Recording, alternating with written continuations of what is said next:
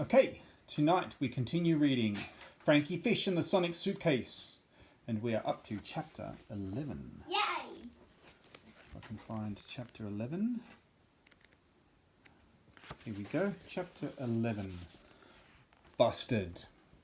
Now that other Grandad was out of Scotland and out of their hair, Frankie and this Grandad could plot their next move. They needed to get the other Sonic Suitcase back and get it back fast. How about you distract them, suggested Frankie, while I look for the case. Good plan, boy, said Grandad. Let's go. Don't do that, boys. Knock, knock, knock. The door was opened by a man younger than Grandad by about 25 years, but just as grumpy. What in the blazes do you want? He said in a thick Scottish brogue.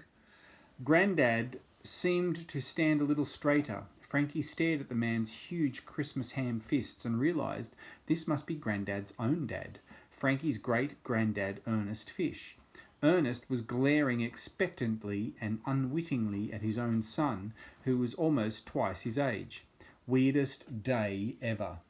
Ahem, Grandad said awkwardly, with a quiver in his voice that Frankie had never heard before. I'm sorry to bother you, he said politely, but would you mind terribly if we used your lavatory? My grandson here, he needs to poop. Frankie blushed. If anyone had bowel control issues, it was the man who had farted at least 50 times since they arrived from the future. There he is. Is this true, lad? Asked the man sternly. Do you need to poop? Frankie briefly considered protesting his innocence, but reminded himself there was a bigger mission at stake. Yes, sir, I need to poop, he replied, his cheeks hot. And by the whiff of me nostrils, it appears its arrival may be quite imminent, pressed Grandad. Oh, come on, muttered Frankie. He was suddenly grateful that the kids at school were 65 years into the future and would never find out about this. The rather frightening-looking man sighed. Okay, he said. The lav is upstairs, but mind you don't leave any boogers on the walls. Seriously, what is it about this family and boogers, Frankie thought. I'll wait out here, replied Grandad, as Frankie entered the house. Don't be daft, said Ernest briskly. Come on in from the cold. Grandad reluctantly stepped inside his childhood home as Frankie headed for the stairs. There was a funny smell in the air, like something had died.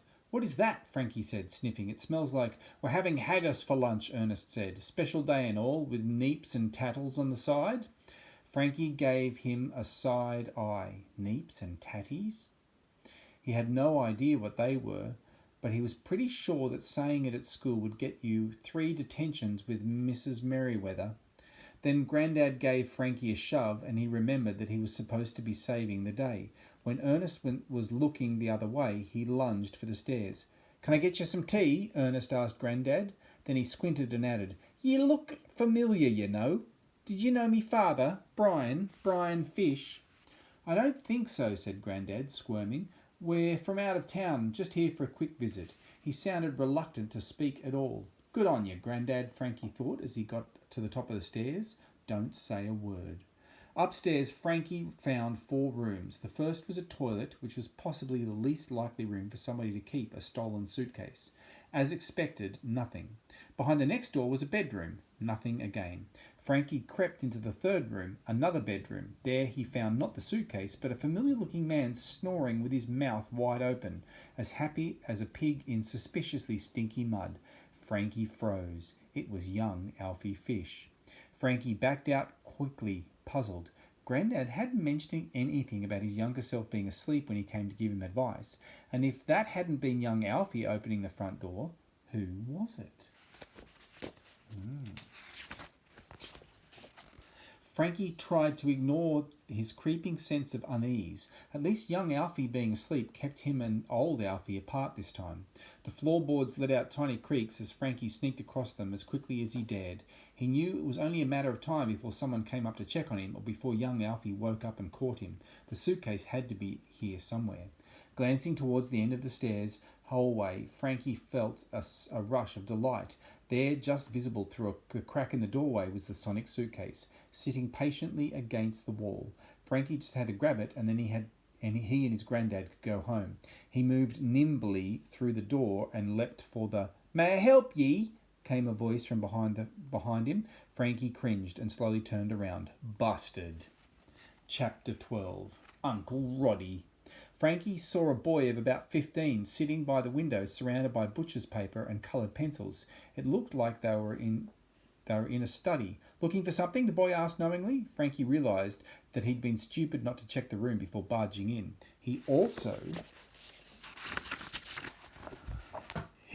realised that this must be his great Uncle Roddy, whom Grandad hadn't spoken to in 40 years. "Hi," said Frankie, trying to sound casual and failing. Roddy just looked at him and then put his pencil down on a nearby sketch. It was a rough outline of what was obviously two old men fighting over a suitcase. Next to it was a more detailed drawing of a steam train, not unlike the one Frankie and Grandad had taken into Glasgow.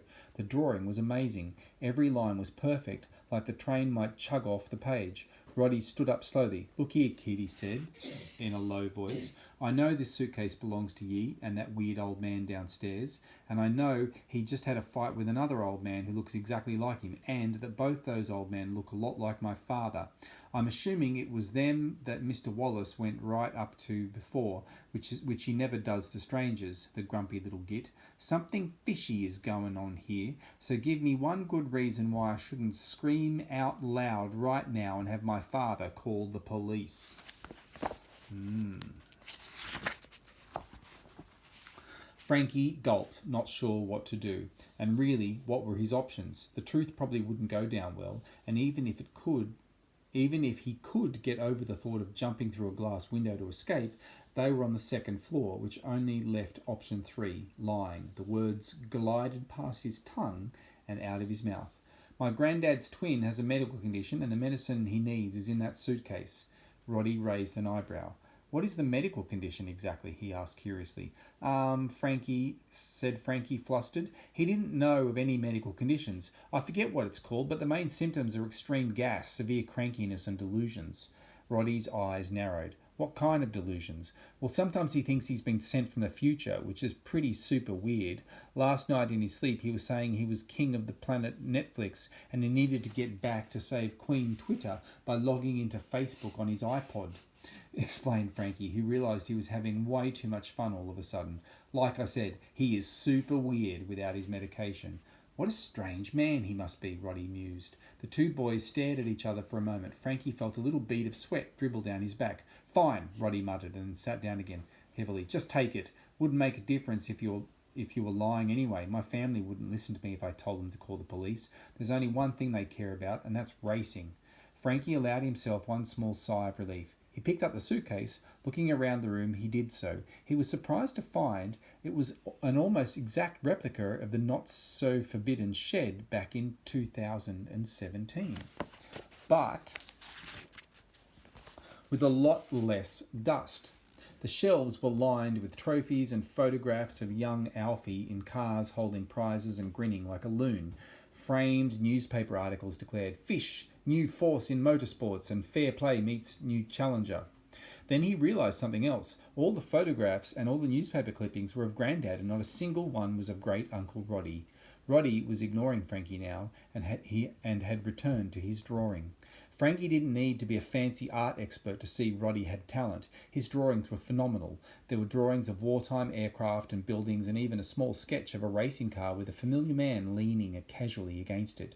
Frankie wondered what that must have been like for Roddy. He sure knew what it was like to grow up in your brother's, or in Frankie's case, sister's shadow. But this seemed bigger than that. It seemed sadder. Before Frankie could even understand the emotion he was feeling, he heard the voice of great-grandma Iris screaming from downstairs. "Roddy, put away those silly drawings and come downstairs right now. I didn't spend the morning stuffing offal and oatmeal into sheep's stomach for it to go to waste. Just because you don't want to come along and support ye brother this afternoon at the big race does not mean you're excused from lunch with your family." There was a pause, and then she added, "And wake your brother up from his nap while you're at it." Frankie heard Roddy sigh as he started to pack up his papers and pencils. He thought of St. Lou and how his parents were always proud of her, and how it made him sad because he never seemed to be able to do things that made them proud of him too. Frankie felt another bunch of words glide over his tongue and into the world. Your dad was telling us downstairs that you're an amazing artist, you know. He said he told us you'd be world famous one day, just like your brother. Roddy didn't lift his head from his sketch, but Frankie saw a tinge of pink appear in his cheeks. Frankie hoped he was doing the right thing. He sure seemed equally proud of you both, he added. Anyway, I'd better go. See you round. Roddy nodded, a tiny smile on his face. See you round. With that, Frankie bounded back down the stairs with the sonic suitcase away from the study and his great Uncle Roddy, whom he knew he'd probably never see again. As he got to the bottom, he heard the radio crackling away in the nearby room. What do you fancy to take out the big race, William? An announcer was saying. Fair play or fish? Oh, look, they're both excellent drivers, but I just can't go past that Clancy Fairplay. He's not as slippery as Fish, but he definitely has the superior skill. The radio was suddenly turned off. Frankie, now peering into the kitchen, saw Ernest shaking his head vigorously. Clancy pompous pants, more like. They don't know what they're talking about. I wouldn't trust them to iron my trousers. What do you say, what's your name again, chap? He said to his son from across from the future. Oh, there you are, boy, Grandad said, dodging the question and leaping to his feet. Did you remember to wipe your bum? Frankie couldn't quite work out if Grandad was deliberately trying to embarrass him or if he just didn't know at what age you can stop asking those types of questions. Yes, Grandad, I did everything I needed to do, he replied through his gritted teeth. We can go now. Of course, Ernest said, ushering them to the door. That's one hell of a nice suitcase you have there. I don't remember seeing it when you arrived, he added, a little suspiciously. Must have been out of view, Grandad said, nudging Frankie. We don't travel anywhere without it, do we, Frankie? Behind Ernest, Frankie saw young Alfie Fish wandering sleepily down the stairs. Tugging on his Grandad's hand, he hissed, Let's go. I must be getting old, mused Ernest. Aye, it happens to all of us. Grandad coughed. Chap, thanks again. Be off. And with that, our two time travellers hurried away from the Fish household.